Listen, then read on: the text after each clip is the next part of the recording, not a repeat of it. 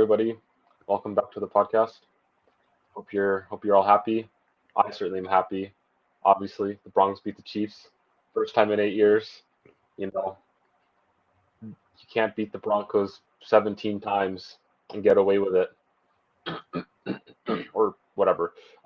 Anyways, obviously, I'm very, very happy. I love the Broncos so much. Can't you see the joy and elation on his face, guys? Wow. Like I've expended. See, it's Wednesday evening right now, and literally I just been expending so much energy ever since. Like I just been like a slow train of crashing until like my Broncos happiness just makes me pass out. And so it's just the train of my happiness. Like you should have seen me Sunday. I was like tearing up. I was singing and I was a happy man. I was jolly for once in my life. And Were you happy about Vance that Joseph's performance as a defensive coordinator? he's fine. Anyways, Bear Browning, uh real story. Anyway, yeah, so I was at this like peak level on Sunday, and I just been expending like nonstop Broncos happiness energy. But because it is energy, like I only have so much of it, and so it's slowly been draining. But like, so we're slowly getting to crash level. It'll probably be by next Sunday because Broncos got a bye week, and then that whole next week will like be me regaining my energy so that I can have emotions again when they play the Bills on Monday Night Football in 2 weeks. But I'm very happy that the Broncos beat the Chiefs. It's probably the happiest I've been about a football game since like 2016, and so I'm a happy man. But Again, Broncos are you great. could see the absolute joy on Corstian's face. I think, in all honesty, like this will like the Broncos season will do this to a lot of Broncos fans. So I am not surprised Corstian is this way to start out the show. With that, welcome to the Armada Mission podcast. Our first game we're going to talk about is the Broncos and Chiefs. And Mhm. as Corstian highlighted, he's very happy the Broncos won. I think the Chiefs have won like 12 straight in a row up to this point. And Patrick It was more Mahomes than did come in with 12. a flu. What's up? Keep on going.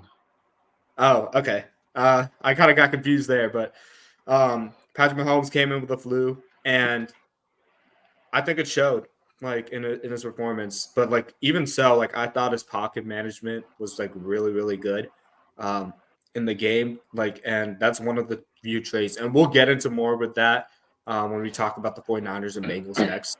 Um, Mhm. despite his condition, I think it's a symptom of a larger problem. One, Matt Nagy is the offensive coordinator. As a Bears fan, I know what that's like. But also, two, they don't really have guys that can threaten you down the field as much anymore. Even though they got McCole Hardman, I think they need more. Mhm. Um, we've been saying this since week one. Travis Kelce is their offense pretty much. And Mhm. Isaiah Pacheco contributes enough on the ground to give them some diversity between run and pass. But there's not enough diversity in the passing game right now. Mhm. Yeah, obviously that's the biggest weakness with this Chiefs team is this lack of like a true wide receiver one. They don't even have like a wide receiver two type player on their team. It's just a bunch of guys that would be like number three. Like there's the put like there's like guys like Kadarius Tony, Nicole Hardman, not really Sky Moore anymore, but theoretically Sky Moore that you like would hope their potential would like branch them into wide receiver 1 to 2 range. But with the current way they're all playing, these guys are borderline like wide receiver threes, I think, on a lot of teams, and more likely 3, 4, 5 caliber receivers. Uh, which I mean, the Chiefs have been getting it done. Obviously, thanks to Taylor Swift. If you've seen the Travis Kelsey averages with her in the stands and her not in the stands, it's like 100 yards a game for Travis Kelsey when she's there, and like 50 some yards when she's not there. She was not here this last week. Kelsey got like 60 some yards, so I guess it works. But yeah, they need more than just Taylor Swift. Uh, to get them their wins. Relying on her is too difficult. So, yeah, Chiefs. I thought Chiefs would have been a team to make a big trade at the deadline for a guy like, I don't know, like Mike Evans potentially, but Yeah. just like a guy you could basically a big version of Tyreek Hill where he's not going to beat you deep, but he's going to like catch over you deep. Right. And I think that would have been really dangerous for the Chiefs there. But yeah, the Broncos, they played to their strengths, which is the run game. I think Broncos offensive line is ranked about sixth, I think, or like four, like somewhere from 4 to 6, I think, in terms of run blocking. And then, I mean, even their pass blocking is like ranked 8 in the league right now, I think, according to PFF. And so through the trenches is kind of how the Broncos handled the game. I mean, they ran the ball just nonstop, basically. They got good field position on defense, which is nice a couple times. But yeah, Yeah, Broncos. and You can't beat the Broncos I've 16 never. times is what I was wanted to say. But anyways, go ahead. Wow. No, I was about to say, like, the Broncos offense has never been the problem, like, for a majority of their season. It's been the defense. And it seemed like they figured out their defense at, like, the best possible time, although there's, like, external circumstances to that as well. I will say this. Like, we don't even have to go as far as Mike Evans. I think just having a guy like Michael Gallup on the Chiefs would make such a huge difference. Like, he's a cheaper commodity that can be easily fetched and like fit their system, I feel like, in the deep game, because that's what he's known for, down the boundary and like catching passes. They can win beyond that. But the Chiefs are badly missing something. I don't know if I'll call like all of them wide receiver threes. Like Rishi Rice has grown a lot, and I didn't think I'd be saying his name, like guys to monitor. Like, I don't know what happened to Sky Moore, because he has like really good highs as flashes and then like really bad lows. And Kadarius is kind of the same way. He started off really bad. Justin Ross, I'm like curious to see how they're going to manage him throughout the season, because it's not like I had like a deep sleeper breakout potential for him, and it's not panned out. So, but there's still a chance they still want to keep him on the roster, so we'll see. But there's a lot of muddiness to this Chiefs wide receiver room where I was just like, my fantasy owner, if you haven't done it by now, I would just stay away. Just stay away. Yeah. Yeah, but I do wonder if like teams are also reluctant to trade weapons to the Chiefs. Because like I could imagine that True. as like from a GM perspective, it's like, do I want to give Mahomes like even a guy like Michael Gallup? You're like, whereas like you're the Cowboys, you're like, well, like it's like you could theoretically see the Cowboys trading him away, but like if it was the Chiefs calling about him, I feel like to a certain extent you're like, I need an absolute haul for him, or else I'm not going to let anyone go to the Chiefs. And so like I could imagine Chiefs being like, what's Michael Gallup's price? And they're like, give us your first. Or even a guy like Marquise Brown. Like, what is Arizona going to do with Marquise Brown in the next couple of years? Like, they're looking to tip a pick in the top 5 this season, right? So.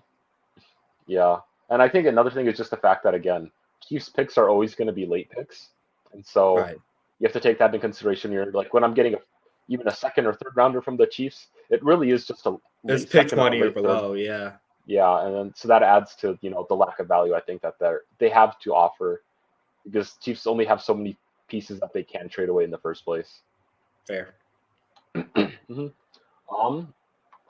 Yeah, but I know there's the game that you really were excited to talk about was the 49ers and Bengals. We can quickly transition to that right here. But what are kind of your key takeaways? I know you were excited about talking about the Bengals, I think. Yeah, I'm excited about talking both teams, because this is like a perfect example of like how a lot of people write off teams based on situations like in the current moment, not thinking, oh, is there possibly they can bounce back? Bengals, huge example. Everybody was off with Joe Burrow once he tweaked his hammy. They're like, oh no, this is too risky. We don't want to trust the Bengals. Like, and they started off really slow. But if you've been watching the Bengals the past couple of years, like they're like the prototypical Patriots, the way they play. Like, season starts out slow the first 3 or 4 games, and then they start to get on this roll, and you're like, how the heck do they do that? And their offense, I have no questions about their offense anymore. I'm glad I hung on to Chase. I'm glad I picked up on Burrow when he was dropped. Like, if you have the Bengals offense in your lineup in fantasy and you held on to them, props to you. Awesome job. with the 49ers, now they're going through a similar phase like the Bengals, where, okay, some of their weapons are banged up. Like Deebo Samuel wasn't playing that game. Christian McCaffrey was banged up going into this game, too. So they were a little bit limited offensively. But I think the bigger question is, like, Brock Purdy gets got on certain plays because you got to keep in mind, although he has, like, a lot of postseason experience playing his rookie year last year and a lot of games, like half a season, this was his 15th overall career game. And usually by the 15th or 16th game, like, opposing teams like understand what a quarterback does well and what he doesn't.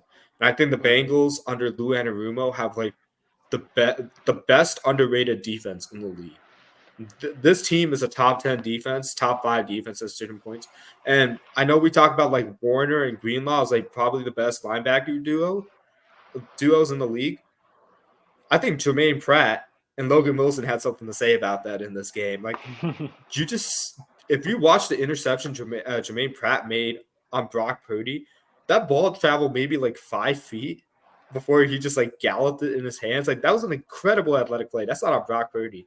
Like, I probably would have thrown it away, but like, he made a play where he thought he could throw it away. And like, Jermaine Pratt, like, just had incredible anticipation. You can't coach that. And then on the Logan Wilson interception off Purdy, he baited Purdy.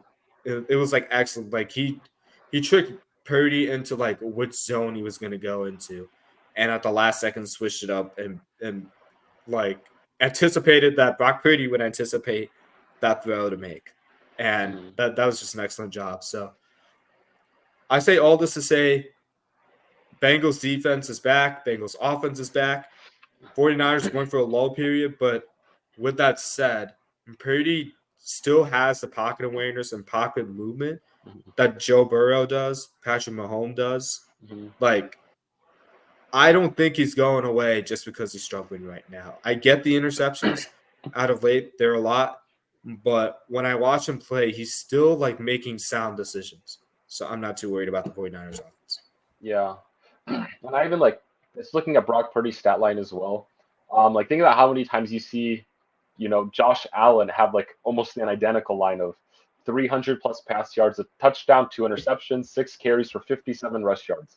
Like, if I told you that was a Josh Allen stat line from like 2 weeks ago, I think everybody probably would have believed exactly that might have happened with him.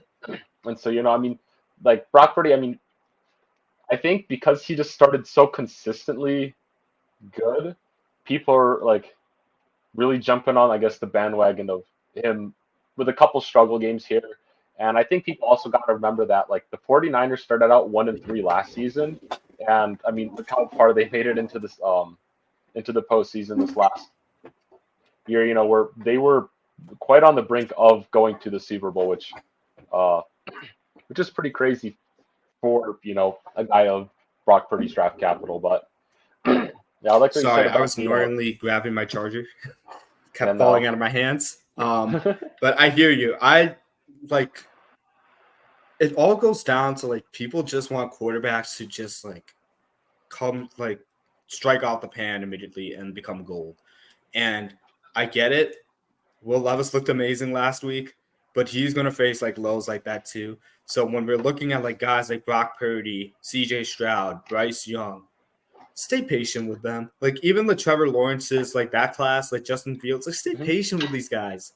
Like I know I have Mac Jones on my dynasty roster right now, and he's not looking good. But like all of a sudden, the Patriots hired Josh McDaniels, and next season, Mac Jones like regains his form. It's a totally different story, like on his QB development. So like, it's just a classic case of like, okay, Purdy's had a stretch of bad games, but what's he doing within his control to like maximize the players? And I still think he's the best QB on the 49ers in the past 3 years that have been able to maximize the players he has available. Yes, the players are loaded. Like Brandon Ayuk is the second coming of Devontae Adams. Deebo Samuel's a baller. George Kittle's one of the best tight ends in the league. McCaffrey, same thing at his position. But I think what gets unnoticed is how quickly Brock Purdy anticipates the throw and like what type of throw placement to do. Like I think the best case is like on a 2 deep safety look, and he's throwing a post route to Ayuk. he's not throwing it like deep as far as he can in the middle of those two safeties. He sees the one safety trying to cut off the other receiver like Ayuk at a point, so he purposely underthrows Ayuk so he can just pass by the safeties and run and catch. Like those kind of throws you can't teach a young quarterback to make. That's like stuff you have to film study and like prepare and like have intentional placement. So like when I see that, I'm not too worried about it. Ayuk obviously, but Purdy as well as a QB. Yeah. Yeah, I agreed. I mean, like most what you said with the Bengals as well. Obviously, they had a slow start, but just like how the 49ers last year, they had a slow start too, finished strong. Obviously, a couple years ago, not a couple years ago, um, it was back when Alex Smith was the quarterback for the Chiefs, so that's like a bajillion years ago. But it was like something crazy where they had like a 10-game win streak to like close out the season or something like that, and like managed to get into playoffs that way. I think that was with Alex Smith, but yeah. So again, each year is about how you finish. Like for example, like I mean, like the Broncos started out, I mean, really sucky.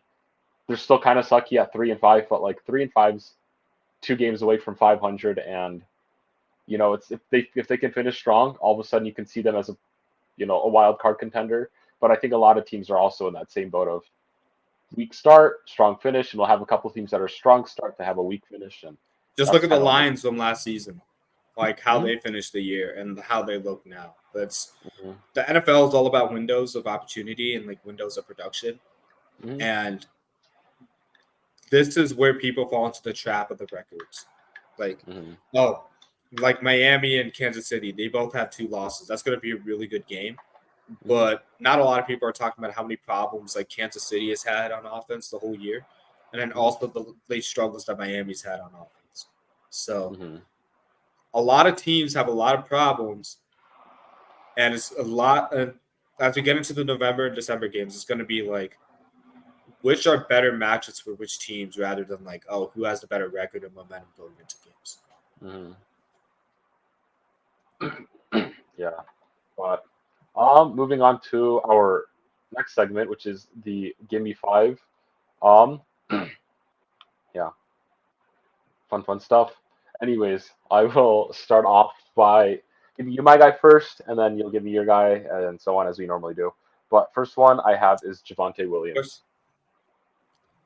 Absolutely ridiculous. I think you had told me like when giving me the recap of this game, he had 27 carries against the Chiefs. Like that. That's like absolutely ridiculous.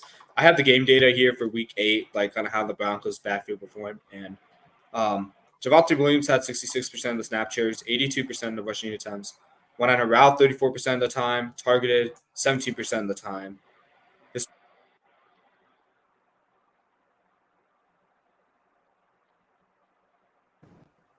Let me see. My mic went out, but can you hear me okay now?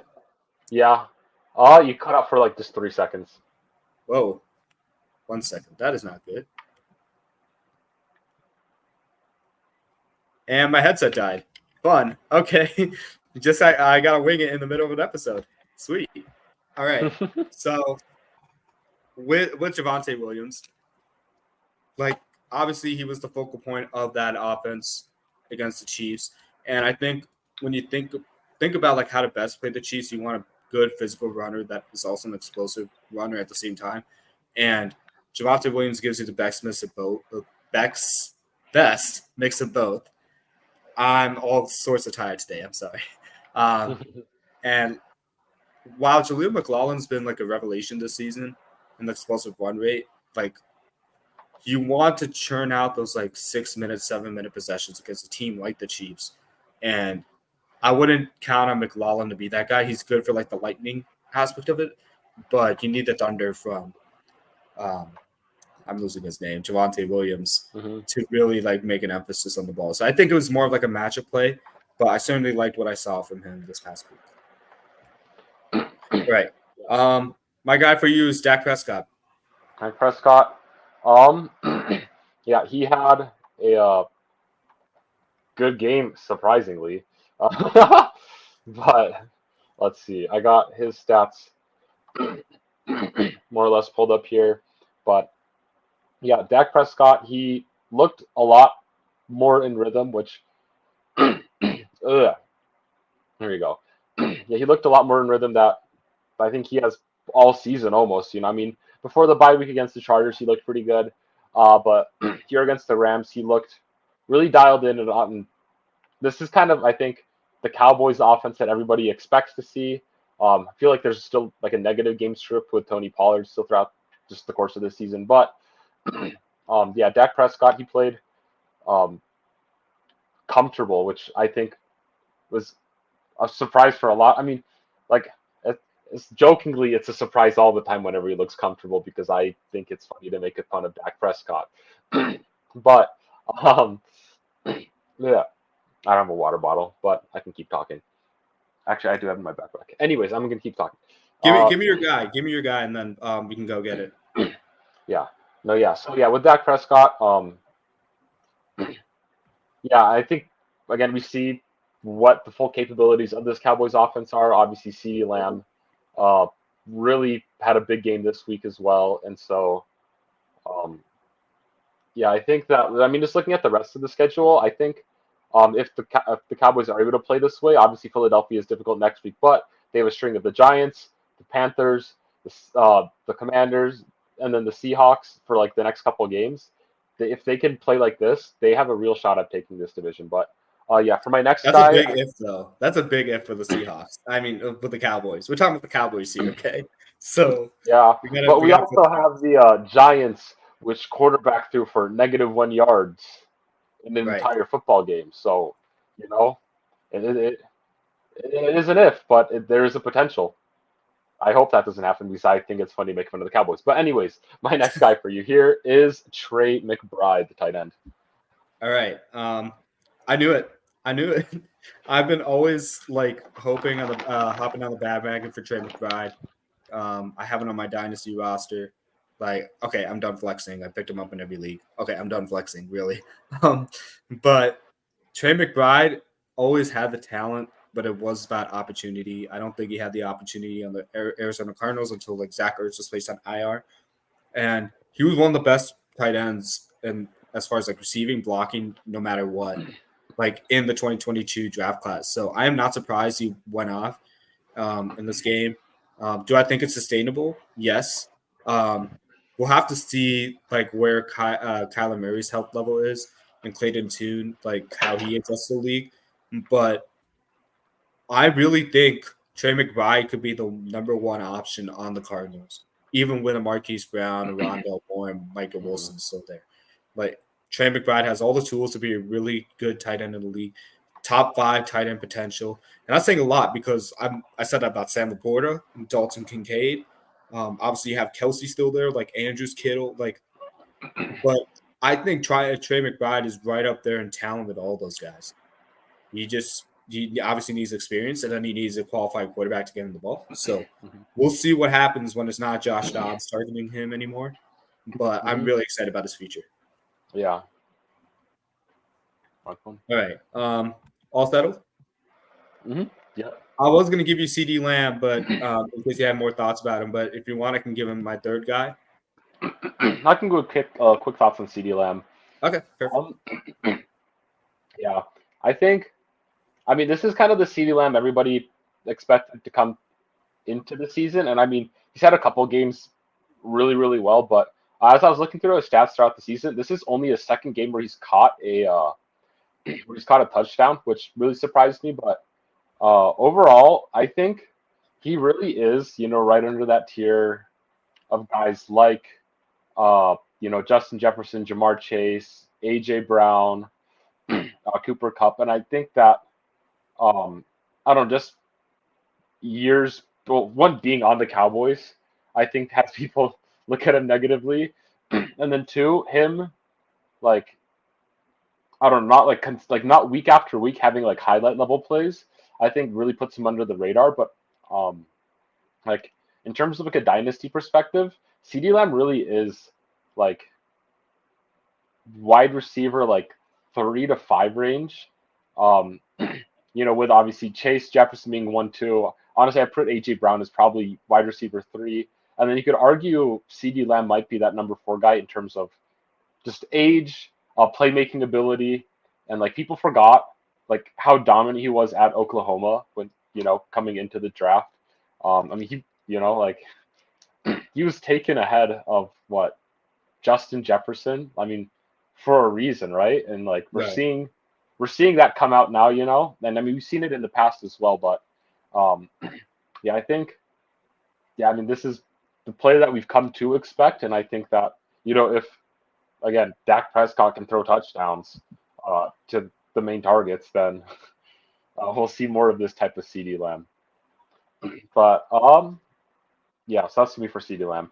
My next guy for you is another big name wide receiver, Devontae Adams. Don't panic about him. I would not panic about him. Like, obviously, dynasty hold. This season, redraft season, it's kind of tough because of the quarterback situation. Like, Raiders are like, we had highlighted it to start the season when we were previewing the NFC West.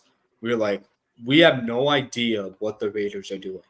And wow, Jacoby Myers has been a revelation this season and proven me wrong the way they used him.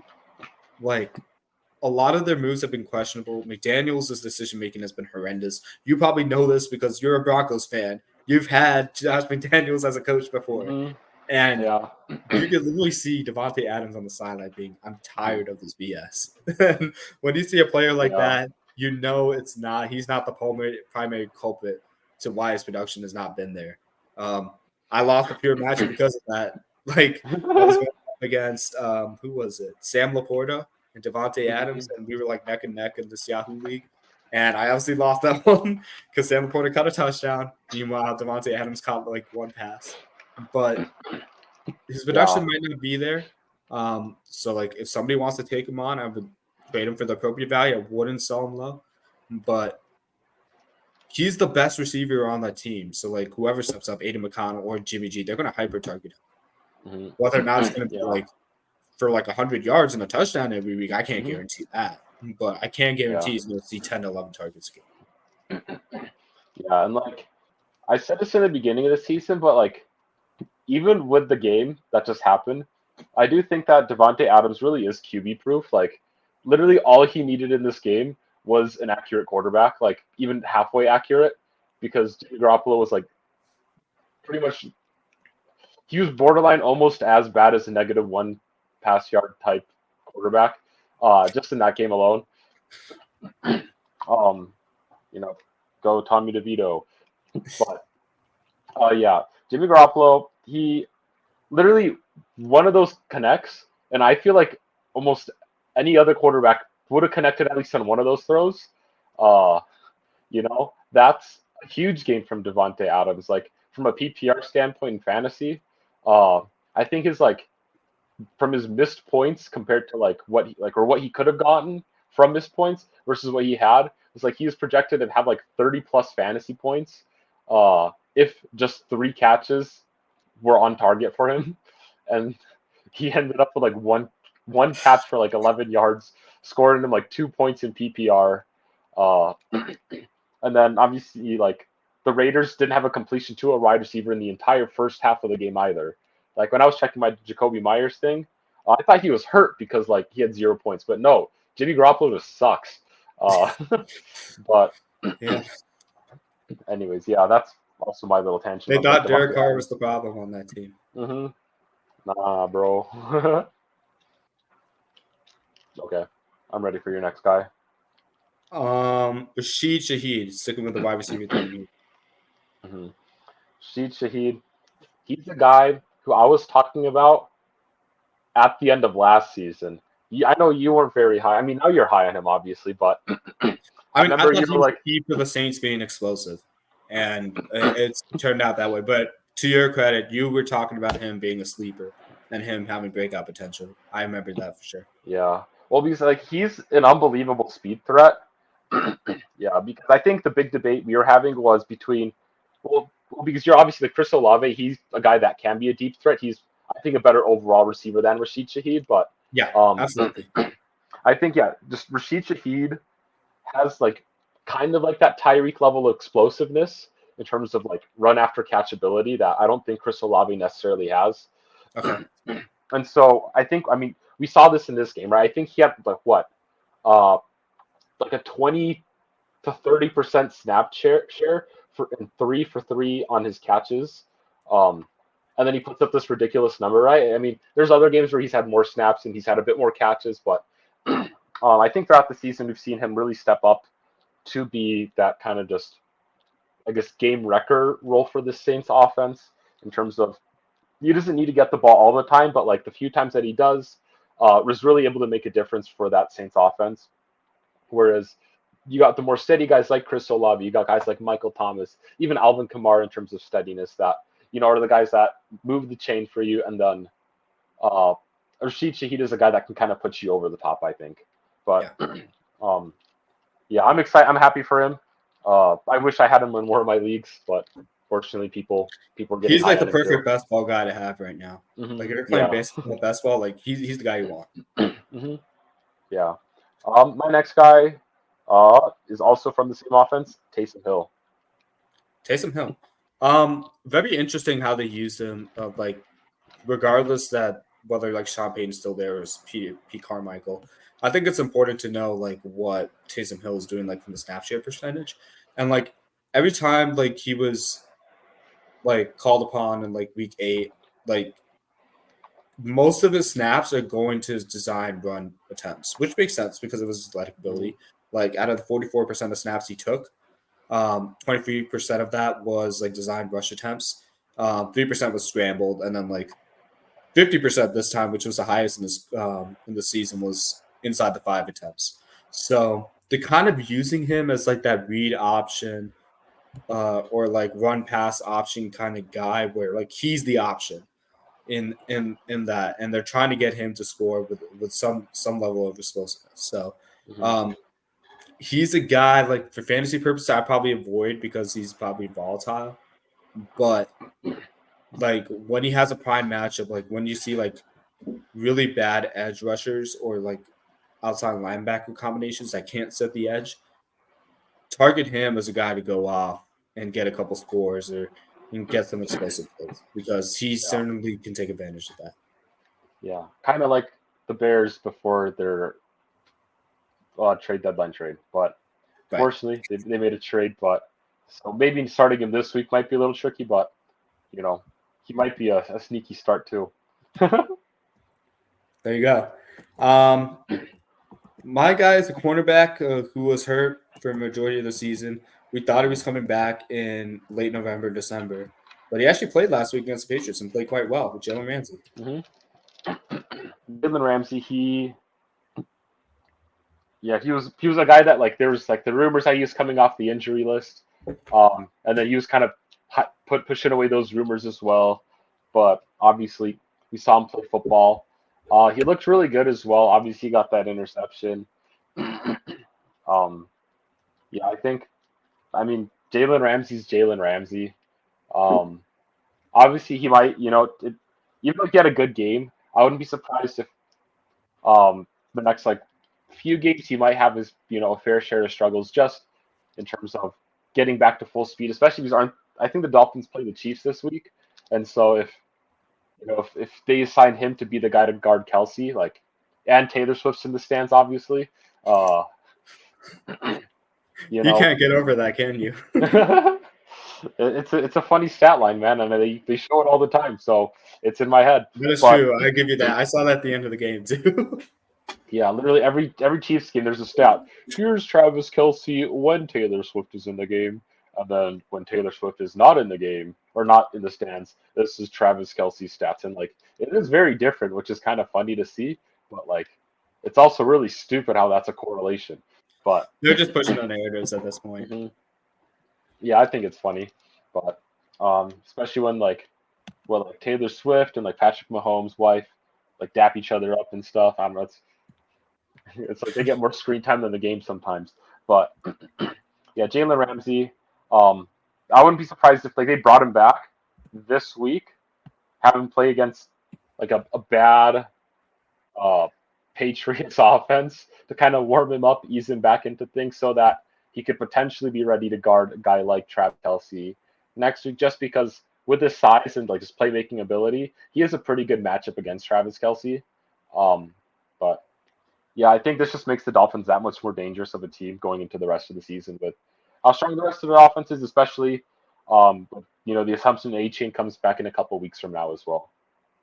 Yeah, and then on that note, like I know Kader Kohu was playing a lot in the outside cornerback slot when Ramsey was out, but this allows him to play his like best position, which is in the slot. And then Xavier, don't forget about Xavier Howard. He's always been a really good outside corner.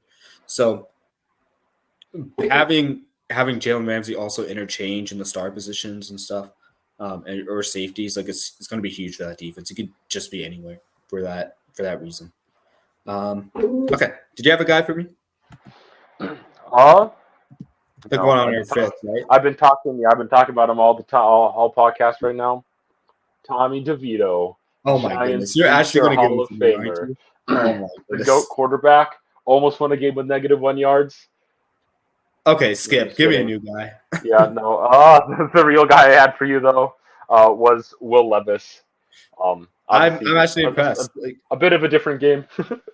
Yeah, much different. Like this guy had a cannon of an arm, whereas Tommy DeVito almost did. But no, I think it was a good breakout game for him. Happy for Will Levis. We weren't. I'll say this. I wasn't as high on him coming into this draft. The one thing he did have, to his credit, was a big arm, and I think you saw that against the Falcons. I think this is more of a sign that, okay, DeAndre Hopkins is him when you can get him the ball. And also, Atlanta got too cocky, in my opinion. I thought they tried to, rattle the young quarterback by blitzing him a ton and just leaving man everywhere. But, all Levis had to do was, trust his big arm to, land it in the spot in the area code. DeAndre Hopkins, I think, DeAndre Hopkins had 3 catches for 100-something yards and 2 touchdowns, or maybe 4 catches or something like that. Missing the stat line there. But the one thing I want to see from Levis is the same problem with younger quarterbacks in general. How does he process changing defenses from pre-snap to post-snap? And then also how does he process different types of zones or quarter halves, cover 6, cover 2, which is a common staple in the league now to prevent big plays, cover 4. And then how does he process cover 3? Because a lot of teams play those coverages differently. It's not like Madden where you know where the holes are in the cover 2. Sometimes teams lean on Tampa 2, so instead of having a safety drop in the middle and leaving the middle wide open, maybe the linebacker covers that middle spot and the intermediate middle is open. But Levis has to understand that post snap because teams are not just going to line up in their zones and show you where they're lining up and then just back into their zones like an automated Madden guy would. They're going to mix, they're going to throw different wrinkles, switch players from normal roles and stuff like that. So it's going to be very difficult on him to be able to read all that and use his big arm. So it's more how can he translate his big arm with his brain to know when to throw it deep and when to take the easy passes. And then also when to manage the pocket. I want to see that from him. But great start to his first game. Don't want to take too much away from him. He had a phenomenal game himself. Let's see. I'm trying to think if I gave you 5. Oh, no. Dexter Lawrence. Yeah. That's my favorite guy. Yeah. I think Dexter Lawrence is another one of those, I guess, underrated defensive linemen. Obviously, he had a great game. I think you were telling me he had 15 pressures or something like that. And then within that pressure as well, he also had a sack, which, I mean, is a nice end goal to have as well on your stat sheet. But, I mean, I think what makes this, I guess, stat line even extra special is the fact that, within the defensive line, he is a nose tackle, like a true nose tackle, which typically is known, as a run stopper. And so I think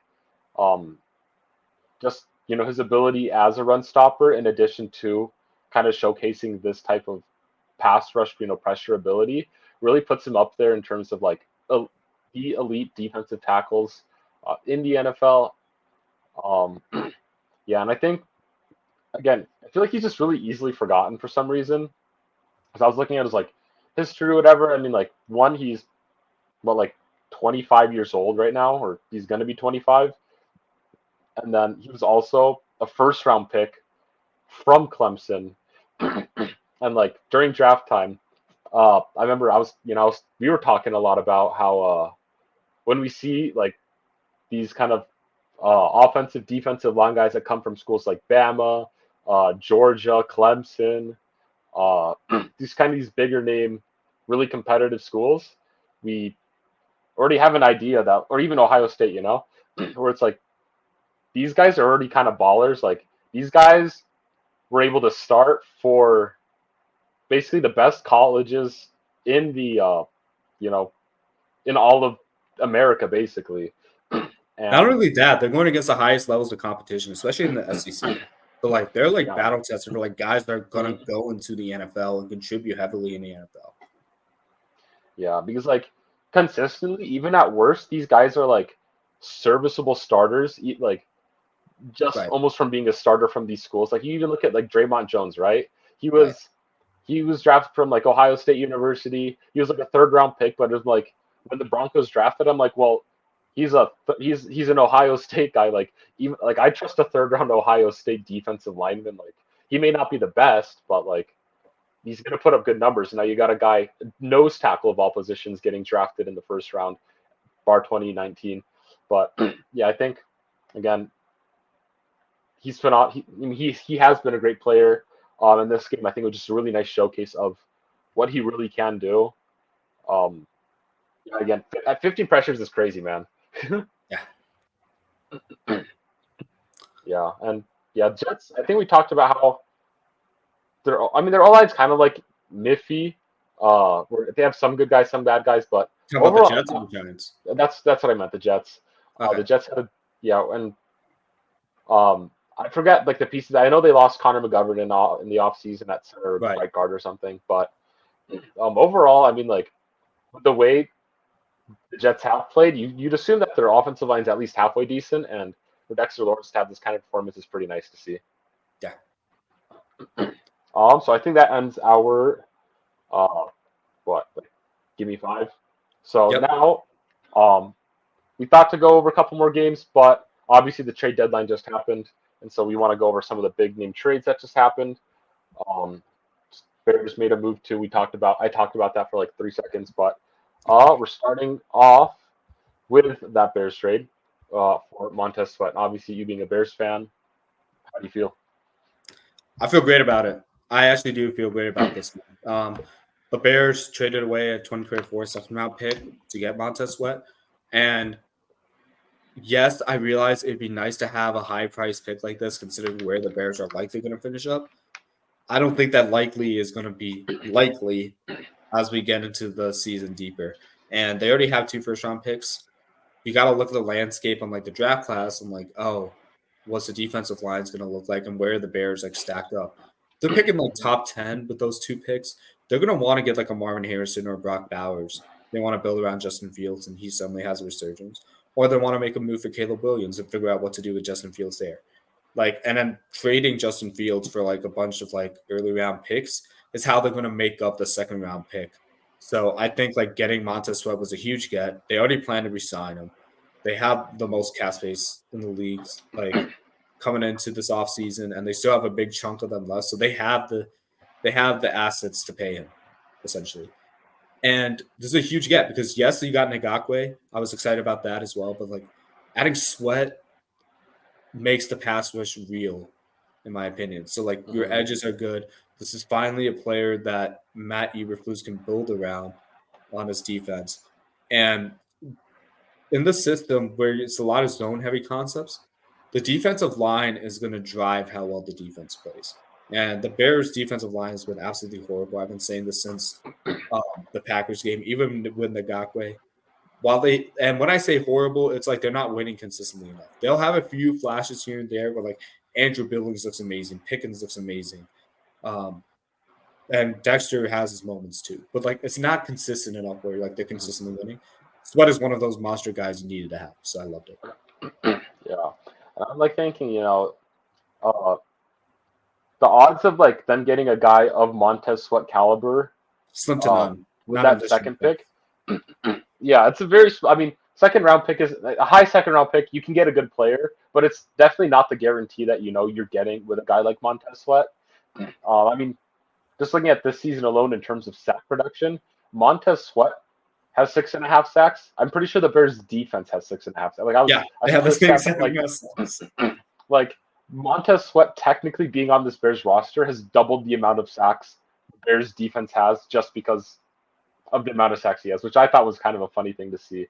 And like even Yannick Ngakoue, he only had like I know pressures are part of it, but like in the end of the day, you want the sacks. The sacks are the surefire way to blow back negative yardage, like put the offensive situations. Yeah, but Yannick's only got 2 so far on the season, and it's like you brought Yannick in to be, a guy to generate those sacks, generate pressures, but he's the only guy the offensive line has to worry about, right? So yeah, right. Like the other guys aren't winning consistently enough where like Yannick doesn't have to be facing double teams. So like I kind of understand that perspective.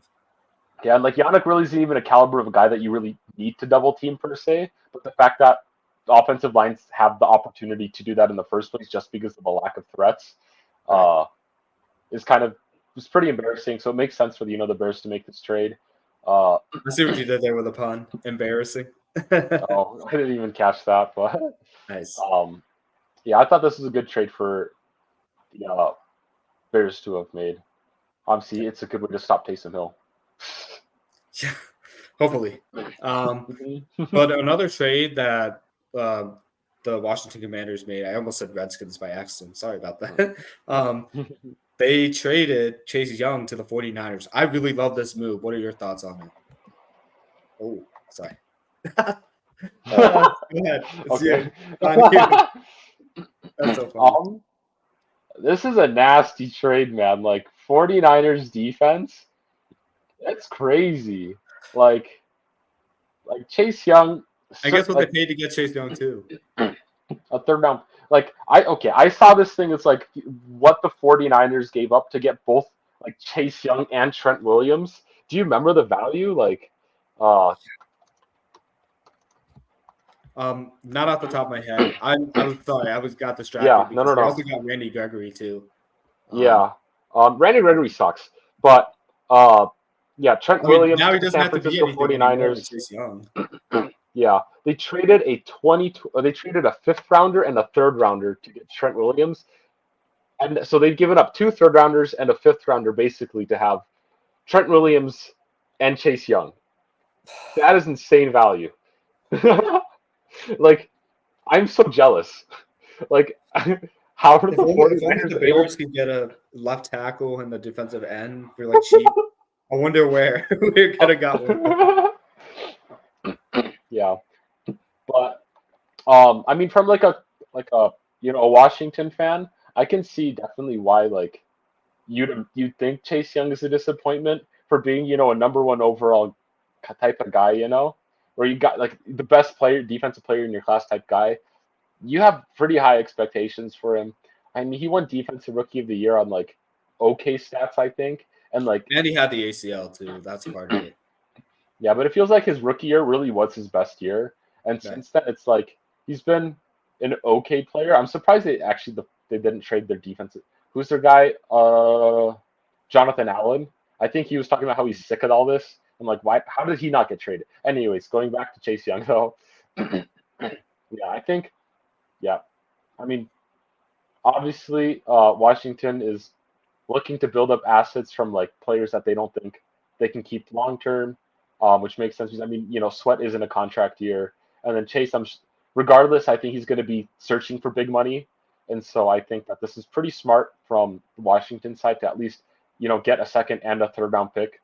These guys, I mean, it's pretty solid value regardless to get those types of picks, and then obviously 49ers, they get a guy that doesn't have to be the guy on defense as well. Not only that, like another Ohio State alum. He's playing with Nick Bosa. Like, that's going to be huge to Chase Young's career. Yeah. So I think, Chase Young, hopefully he can have a better than Jadeveon Clowney type 2nd team mark. But, I mean, I feel like it feels like that's a very similar trajectory. Actually. That's a really good comparison, actually. Yeah. And so, I mean, right? Because he even went to the Browns with the with Miles David Garrett on the Conley was offensive like side. as hyped from like South Carolina, like as Chase Mhm. Young was. Like that's spot on. But yeah. So I mean, hopefully, he has a slightly better trajectory than that. Um, I mean, I have high hopes for him, but yeah, I hope. Regardless, I think both teams made a good move within this trade. Right. Not too much to add here. I think Washington had to make these moves for these two defensive ends, just because they wouldn't have had the physical money to pay these guys. And whether they're saying it out loud or not, they believe they'd rather build around Sam Howell or like the next upcoming Hmm. draft pick. Hmm. Yeah, and like these picks as well give them an opportunity to make moves for better offensive line help. Right. Uh, Obviously, Sam Howell's like the most sacked quarterback in the league right now. I think he's like on David Carr levels of getting sacked, which is not It's good. terrible. Like, okay, now I got to look this up. Sam Howell sacks. But while I look that, we can kind of go on to the next guy, Yeah, which I can talk is about Josh Dobbs. Josh Dobbs. And then I'll bring Let up me go ahead and yeah, switch it for you. mhm, It's just that we don't do that again. yeah, But yeah, talk about like that kind of sucks for Josh Dobbs. Like if he gets his first opportunity with the Arizona Cardinals, and they're like, "Oh, Kyler's back. It's time to start Clayton Tune. Off you go." They're like, "Thank you for your service," and then ship him off to the Vikings. That's what it kind of felt like.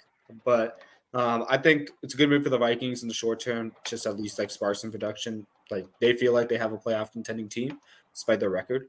They still want to compete. So I don't blame them for trading for Josh Dobbs. Like, if there's one thing he proved he can do in Arizona, is that he can execute the system. Now, the one thing I do want to see, I don't remember the Arizona offensive coordinator's name by any chance. Oh, Drew Pensick. The one thing I want to see is Kevin McConnell going to use Josh Dobbs the same way that Drew Pensick used him as Arizona, because I thought if there were two up and coming offensive coordinators from this season that I've been watching, it's Bobby Slowick from the Texans and then Drew Pensick from the Cardinals, just because of how much they've been able to get production out of their young QBs and young offenses. So Kevin McConnell's a good offensive coordinator for Kirk Cousins. How does he fare with Josh Dobbs? I want to understand that. mhm. He's got great weapons around him with Hawkinson. And now Jordan Addison, who's broken out of his shell, and then Justin Jefferson coming back. So it's plenty of reason to believe that Josh Dobbs can execute the system, but Mhm. it remains to be seen is it going to be used the right way. So I think this is kind of like an intermediate, like Mhm. let's assume worst case scenario, Kirk Cousins is not going to be the same player coming back from an Achilles injury. We need a placeholder for our next QB. Mhm. Well, what does that look like? So I think Josh Dobbs is that kind of guy. But what did you think about him? Yeah. Well, I think that the tricky part here for the Vikings is they are currently 4-4, and so they're definitely in a position to compete, despite everybody like they were one of the teams that they sort of like 0-3, didn't they? 0-3, 0-4 Yeah. ish. No, they started 0-4 because they lost to the Chargers. Yeah, they started out 0-4, so they won 4 games in a row. Like they have crazy momentum right now, and Yeah. so I mean, obviously Kirk Cousins getting hurt is awful, but um, I mean Josh Dobbs did decently well being thrown into the fire with the Titans last season, right? After Ryan Right. Tannehill got hurt and then Malik Willis played pretty awful. And then he gets put into the Cardinals. He gets traded kind of last second there too, and he kind of found a nice groove there. And I mean, I feel like from each team he's gone to here, the weapons have just gotten better for him. Because I mean, you look at the Titans. I mean, what he had like Traylon Burks and then like Chigaquanquo. Uh, That's I mean, not Derrick enough for a Henry's guy good, like him. Yeah. but like your best theoretical pass catcher during the season was probably Derrick Henry in a way, which is Right. Right. kind of weird. And then you go to the Cardinals, which I mean, Zach Ertz is good. Trey McBride is showing that he's pretty good. You have a And then lot I of mean, wide receiver twos on that team, essentially. I Marquise Brown. He's a, so he upgrades there. And now he's going to the Vikings. T.J. Hawkinson, easily best tight end he's played with right now within the last three teams. Right. You're getting Jordan Addison, who I think is maybe slightly below Marquise Brown, but you're going to get Justin Jefferson back soon. KJ Right. Osborne, again, is another guy in a great, like, 2-3 level tier. Plus, you're going to get moderately consistent running back game. It's not great running back game, but it's consistent to say the least. And so I think it's I like this for Josh Dobbs and for my fantasy team. But yeah, going back to that Sam Howell thing though. So Yeah. far he's been sacked 41 times, which means he's like on pace for about 80-ish sacks on the season, right? For 17 games. Wow.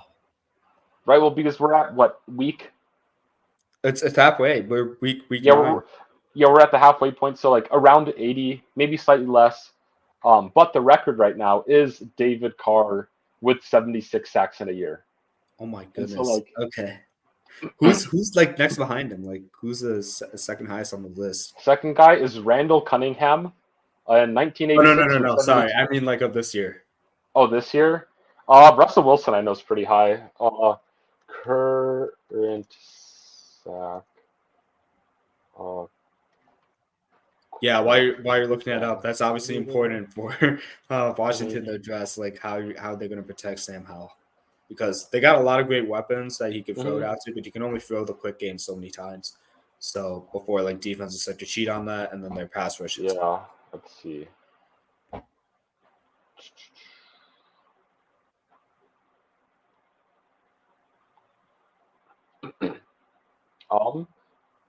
I found a thing between the last two seasons. So from 2022 season to this season, Russell Wilson leads it by being sacked 81 times as a total from last season and what he's had this season, I think.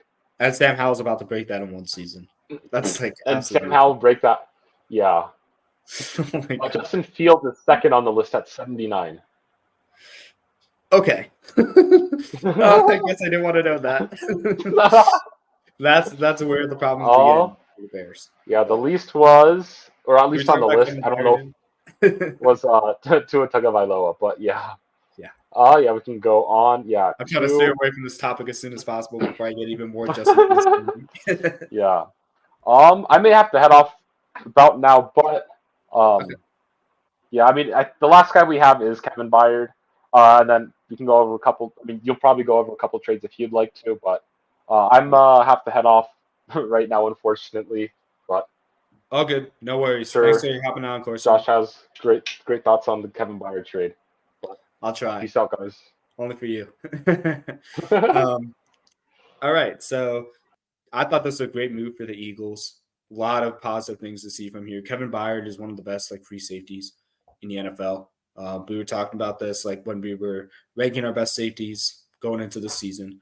And for an Eagles defense that has struggled against the pass for some reason this year, I think this is an important move. It kind of helps supplement like what James Bradbury isn't good at with a quick slot receivers like type guys. And then like Darius Slay like kind of buffers that secondary a lot. So I thought this is a huge get for the Eagles. Really happy about this. For the Titans, they're kind of in a weird spot now because I think they're trying to rebuild around Levis. So they're like trying to offload as many assets as they can to get better draft picks and like really build around him. But it remains to be seen how that works out. I wouldn't have traded Byard if I was the Titans. It feels like they're trading away their AJ Brown from the defense, but that's just my quick thoughts on that. As far as like other trades that I found really, really important, probably Leonard Williams to the Seahawks. I think it gives the Seahawks a really good pass rush at the end of it. And we need to keep in mind the Seahawks are 5-2 right now. I predicted them to finish on top of the NFC West standings, and they're actually projected to finish that on top. So this move kind of like helps them get like as close to San Francisco's pass rush. So I think it's a pretty good move, although their grade was like lower for them. Yeah, they ended up trading away a second-round pick and a fifth-round pick. So that's not great for Leonard Williams, considering the Bears only had to forfeit a second-round pick for Montez Sweat. But this is still like a good move for the Seahawks. I don't think they're going to sweat that. No pun intended there. Let's see. On the last trade I want to talk about that was probably the most important for like offensive building, I'd say, is as for Cleveland to the Jaguars. Great offensive lineman. He could play both guard spots, and to only trade a sixth-round pick for that was absolutely amazing by the Jaguars. They're a team on the rise, and they've been on the rise. They've won 5 straight. They're continuing to like really believe in Trevor Lawrence with their moves and like how they're playing around him. So that was just 2 trades I wanted to highlight that are equally as important as the 4 we talked about: Ezra Cleveland to the Jaguars and Leonard Williams to the Seahawks. With that, thank you guys for watching. Again, I know it's been a little bit busy with having 2 episodes per week, one dedicated to NBA, one to NFL, but I hope you guys are enjoying the content. Follow us on Instagram at amon.aa.mission. Hope to see you there with good comments, any likes. If you guys have any comments or concerns, throw them on that Instagram or YouTube channel on how we can make this episode better. If not, have a great week.